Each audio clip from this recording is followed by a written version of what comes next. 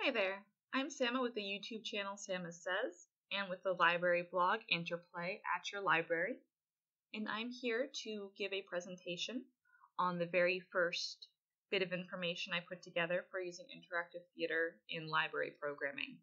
This presentation was originally done for a Florida Library Association conference with my best friend Jess Beeler. I do not have her today to speak over this PowerPoint presentation, but I wanted to get the information that I had out there, both for a professional portfolio I'm putting together, and for anyone who is interested who wasn't able to make it to the conference, because I don't know when I'll be able to present this again. So without further ado, let's get started.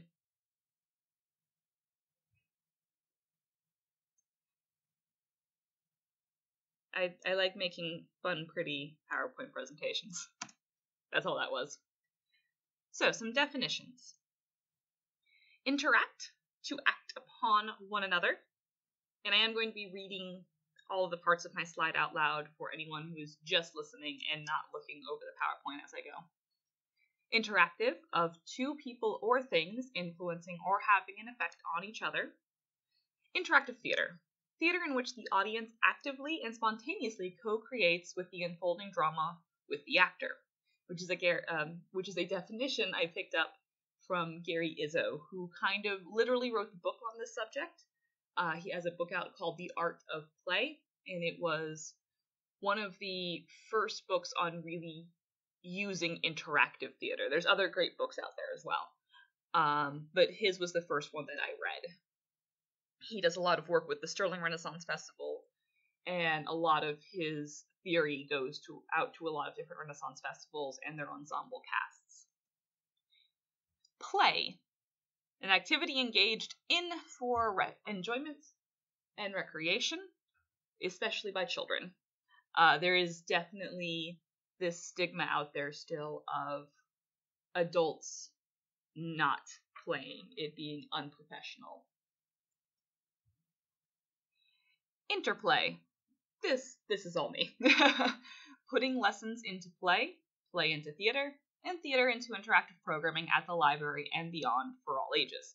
Now, I'm not the first person to use this definition in this way. interPLAY is already a word, but I like to put the emphasis on the word play, because we are creatures that learn through play, just like you see baby animals do and you see them train. They will play at hunting even when they're adults and not hunting.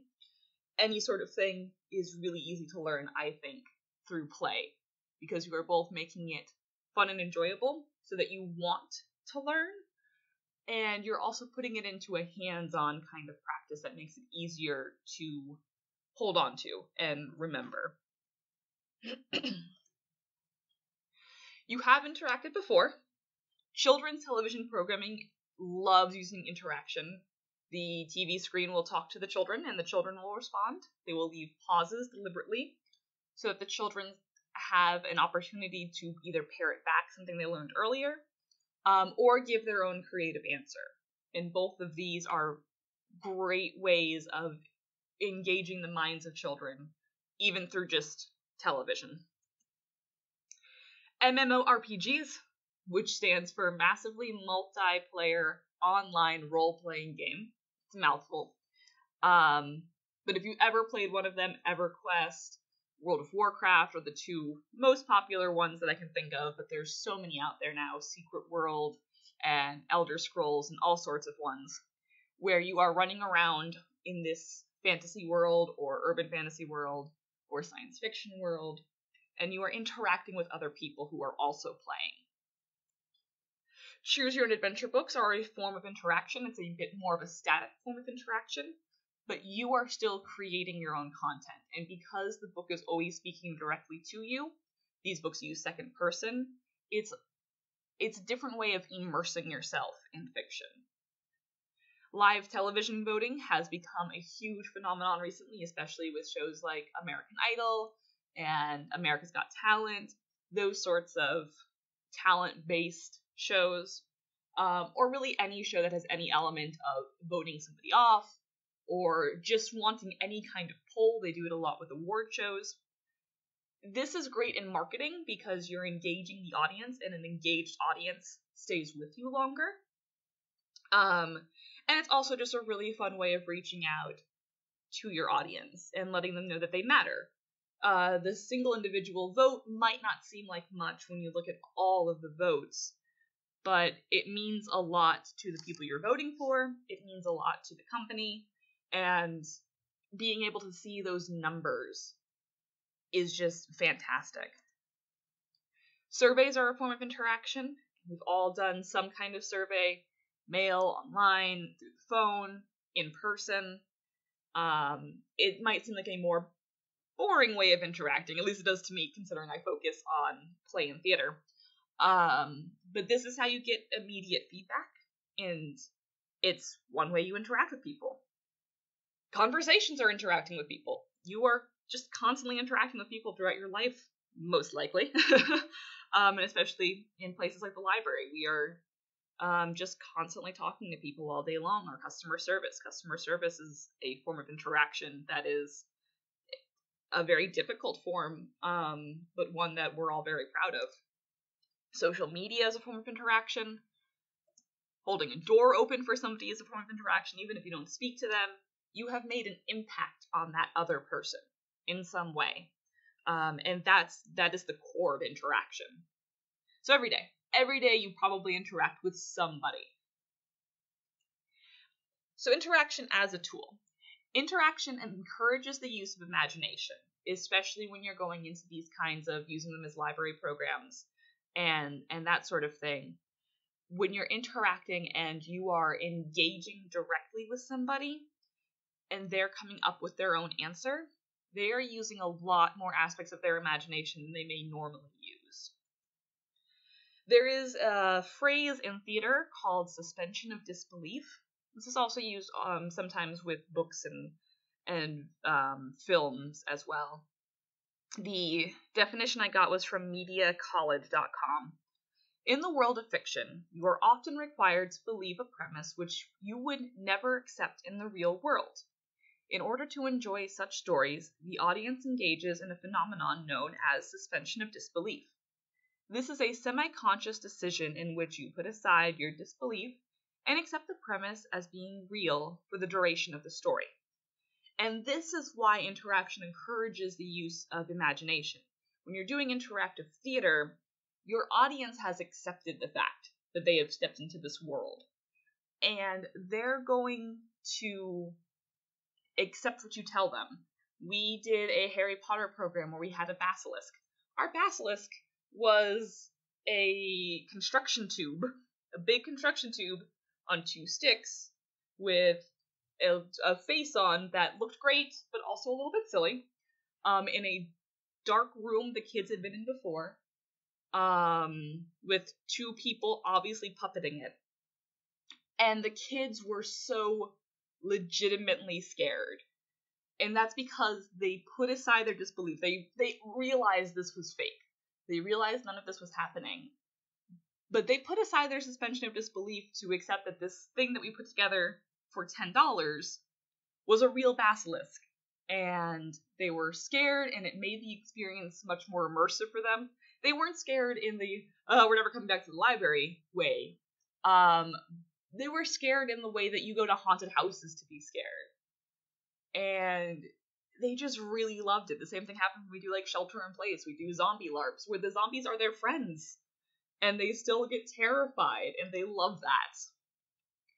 And the greatest part of this is imagination is free. When you're working on a shoestring budget, I didn't have $50, $70 to make a really good looking basilisk. But I had a best friend who's great at putting things together, and who had a construction tube and had fabric and bought some clay in order to make this really sometimes derpy looking basilisk, but still a really cool basilisk, and the kids' imagination filled in the rest. And we do that a lot because we don't have a lot of money here at this library to put towards programming, and a lot of the money we do have we use to give them food or prizes to take away or little tokens to take away from each event. We prefer giving them like something physical for them to hold on to. And we use their imaginations and whatever we have lying around, that what we can imagine to put together for them in order to create these really great programs that don't take a lot of money to put on. And we use our imaginations every day.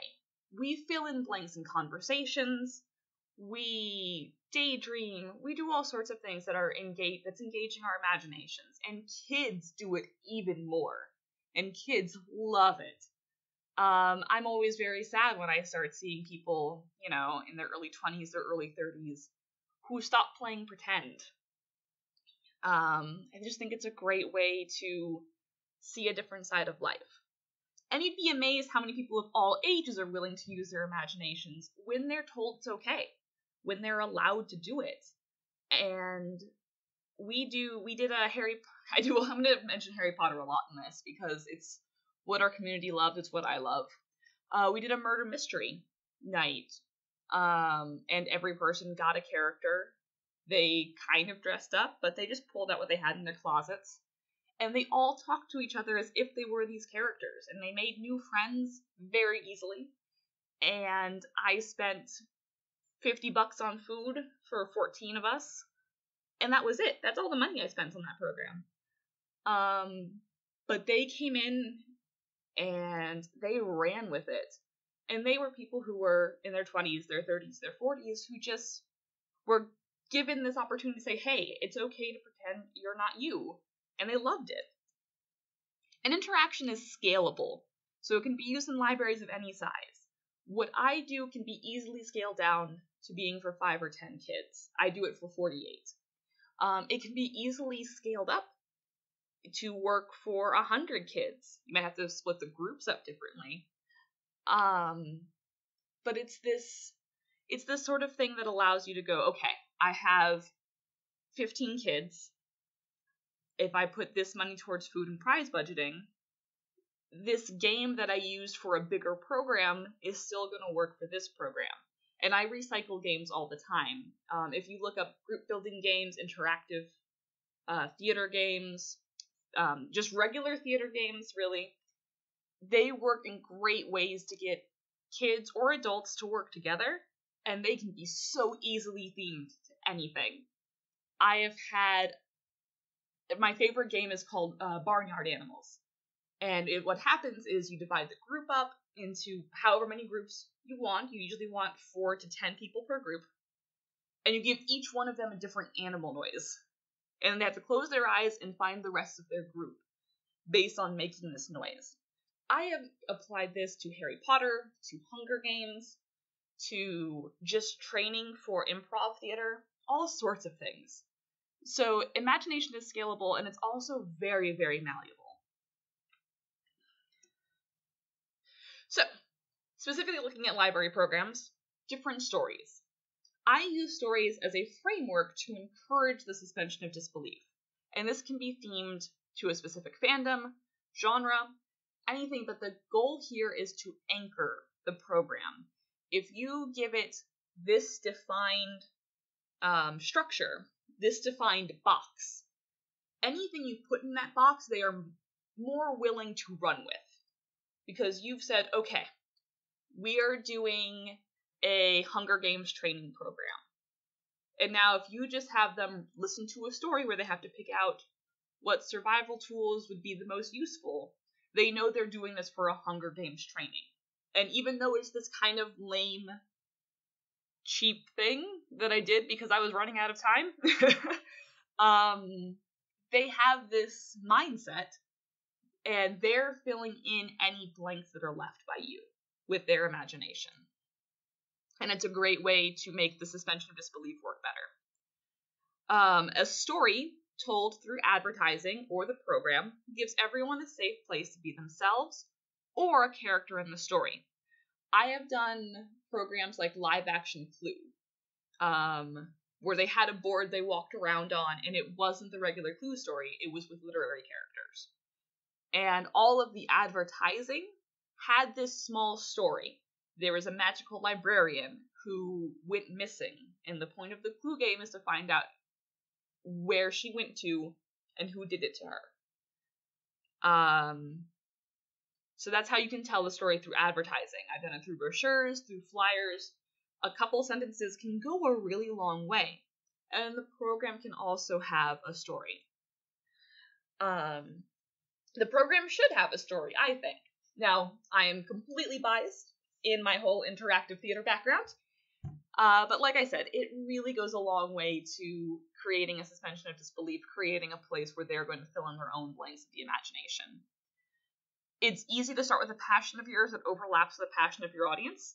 Again, I'm lucky. I am the teen services specialist, and I love young adult fiction.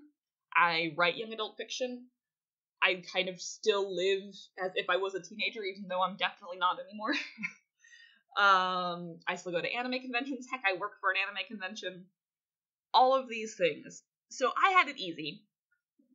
But you can probably find something that you enjoy that overlaps with what the teens enjoy.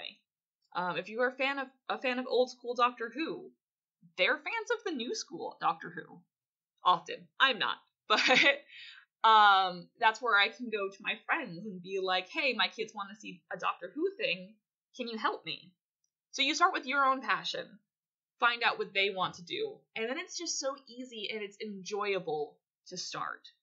And you can see how easy it is, and then kind of work up to other passions and ask your friends to help you or ask other volunteers to help you.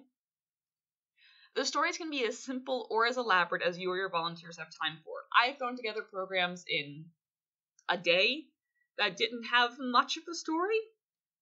The story was there, but it was a story that was summarized in a sentence. And I've had times where I've spent 6 months putting together a program where I had 20 volunteers, and the story kind of fit over the space of a page or two.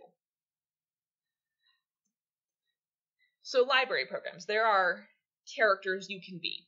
And having characters and staying in character ensures that patrons are always engaged.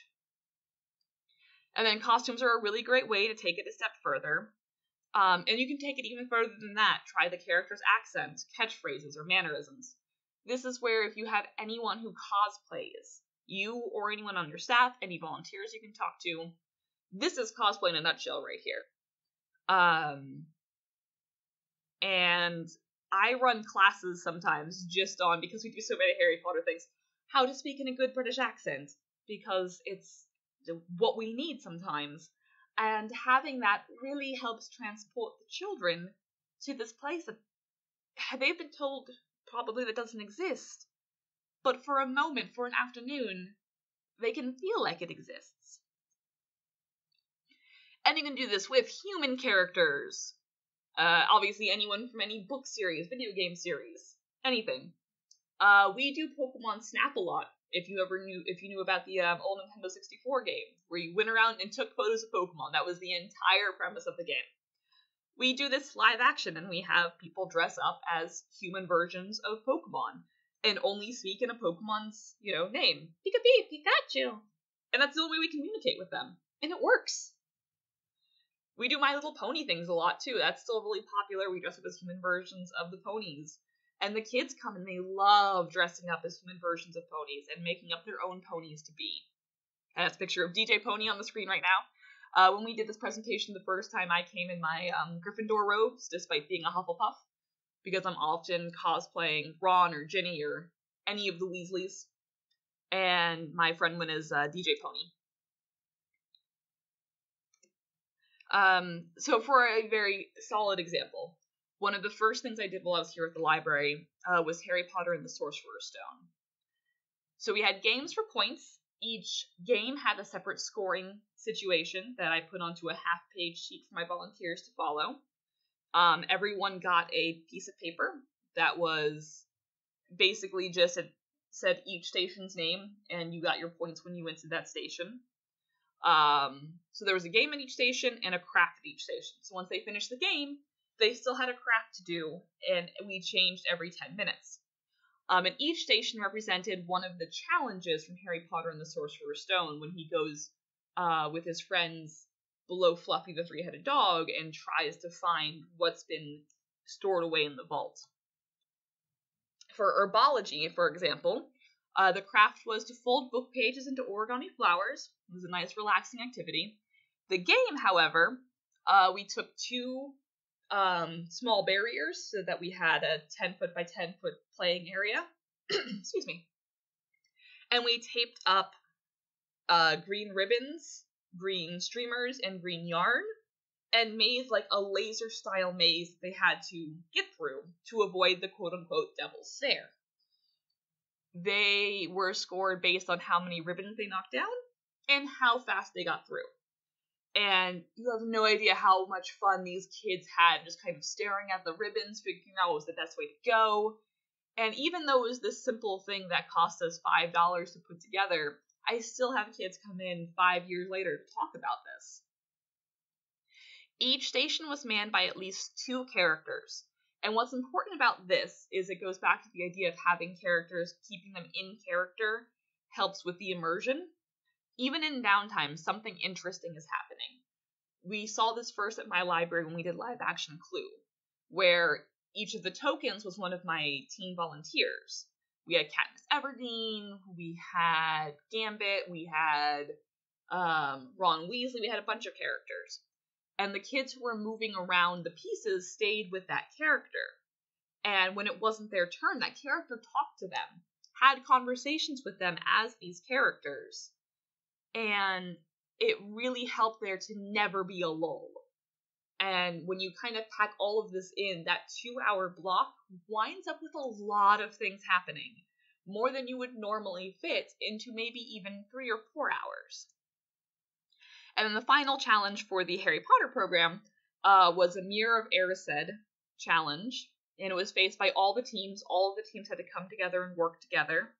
And it was just a minute to win it challenge that I found online that involved some groups had mirrors and some groups had laser pointers, and they had to get all of the laser pointers to hit a specific part, but they had to bounce it off of at least 3 mirrors. And again, it was just a really easy minute to win a game that I found online, and I adapted for the theme I was going for. Then there was a Most Valuable Wizard Award at the end of the game. We just tallied the points for each game for every person. They got a cool prize. And there's also raffle tickets. We had the prizes in the form of wrapped presents for Harry Potter. And he raffled off his presents for the kids. Then we had cupcakes and butterbeer. And this has become kind of a staple at our library. Every year on Harry Potter's birthday, we do this big program. And the kids are growing up with it. And it's fantastic. Some tips for interacting. Practice won't make perfect, but it'll make the imperfect awesome. And that's the best thing. We say practice makes perfect. We also kind of know that perfection is not something we're going to actually get to. But we make the imperfect pretty darn awesome along the way. And it's really easy to practice interactive theater. Put in 1 program a month, 1 program every 4 months. See how it goes. See who wants to help you put on more of them. There are no mistakes. And I love this about interactive theater. There's not actually any mistakes you can make. They are just weird plot twists in the lives of your characters. If you mess up, that's because humans mess up. People mess up all the time. You just keep running with it, and it makes a more interesting story. It is best to start small and go bigger. I started with 48 people programs, but that was because I came from a background of interactive theater. When my new boss came in, we started with her with a program that was like 12 people. To kind of get her feet wet and get used to this sort of thing. You do want to start with a character you like. You can diversify to characters you don't know later. I have portrayed characters from Doctor Who despite still not having seen any of it.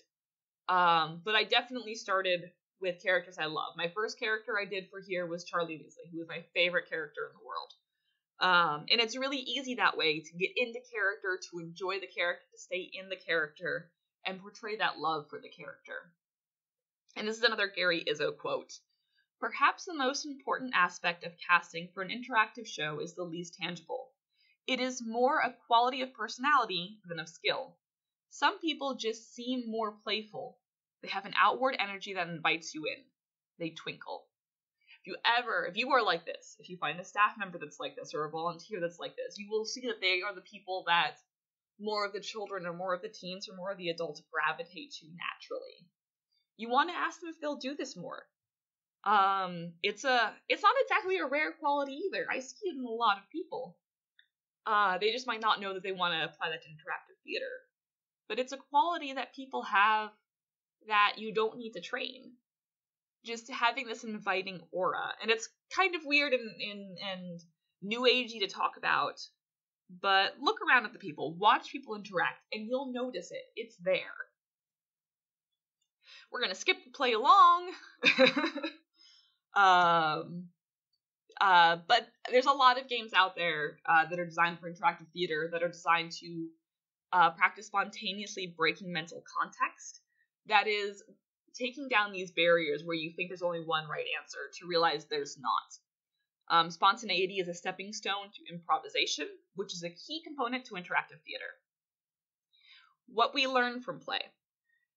There is something to take away from every game out there.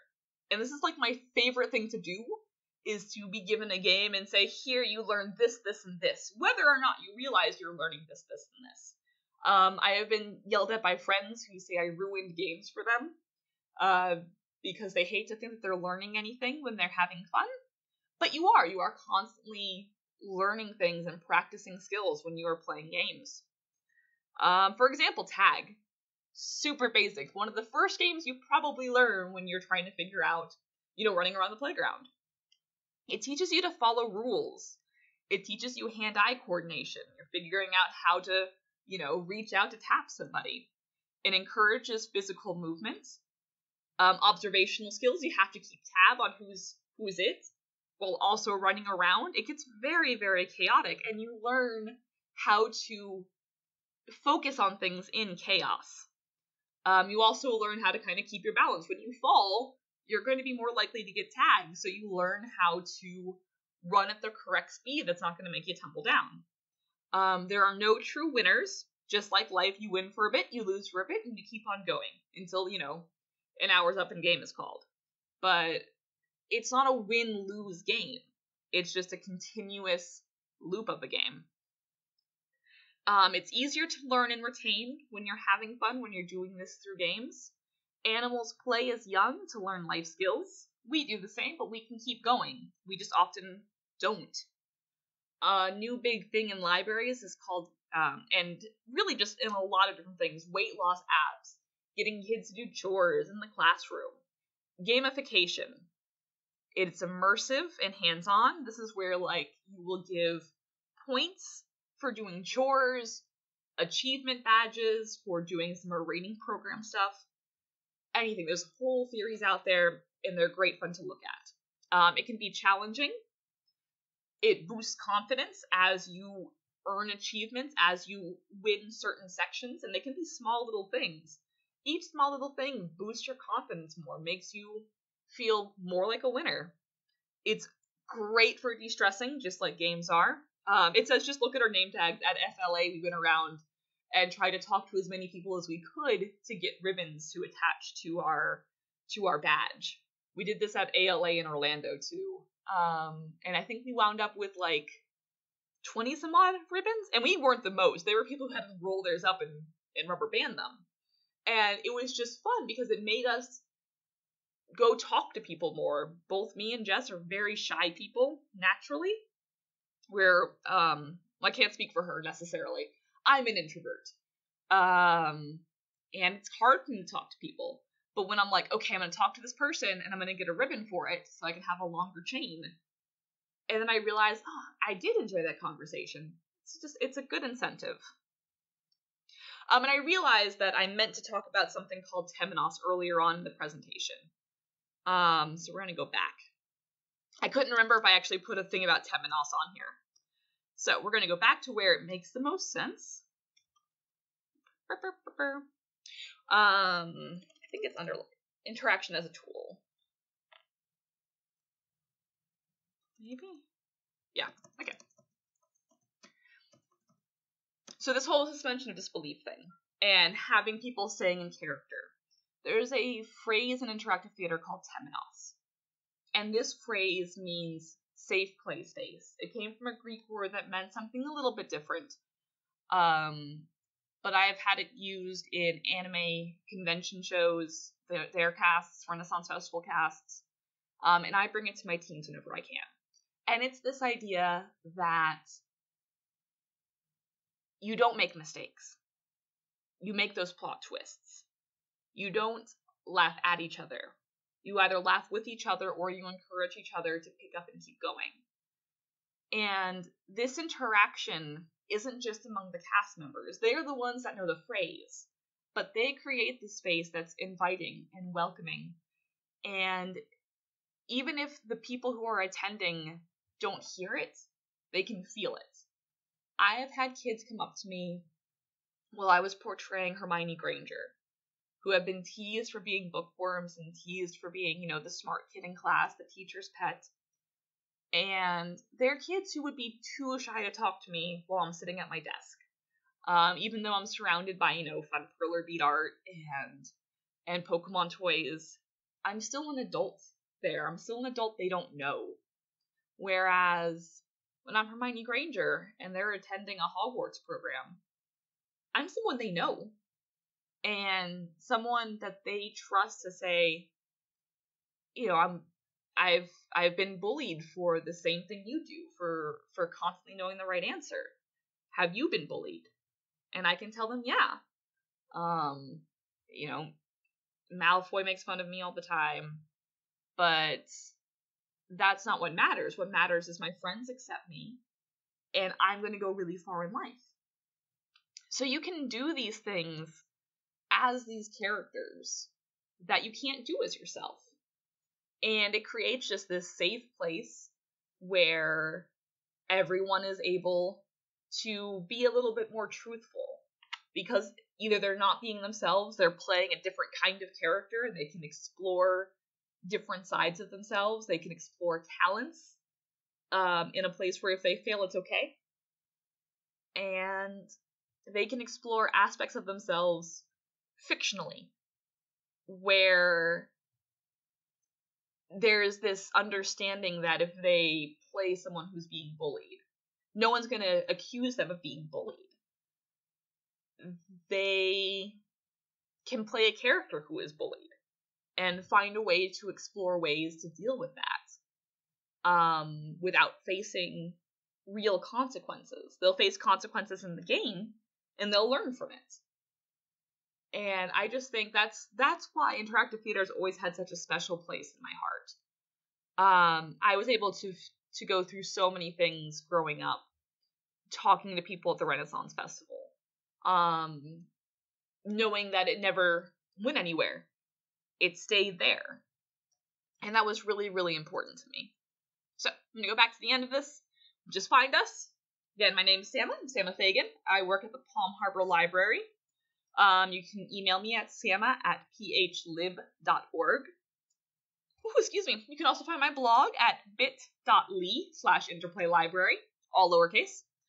My best friend is Jess Beeler. She also works here. It's jess@phlib.org. I do things at facebook.com/phlteens, except not often because I'm bad at stuff. But I can also be found on YouTube under Samma Says. I put up a lot of stuff here. This presentation will wind up there first. And I also am running the YouTube channel for our library. So if you want to talk to me on social media, you can find me in those places. And I hope to make more presentations about how to do interactive theater well, even for the most beginner person who doesn't understand theater at all. It's a lot easier than you think it would be, but it can also be very complex. So I'm looking forward to running classes on various levels of interactive theater in the library, and other reasons for gamification in the library, and tabletop role-playing games in the library. Dungeons & Dragons taught me all of my confidence and verbal skills. So yeah, look forward, hopefully, to speaking with all of you, and seeing you, quote-unquote, in other presentations in the future. So I hope you have a good morning, afternoon, evening, wherever it is, wherever you are, and I will see you next time.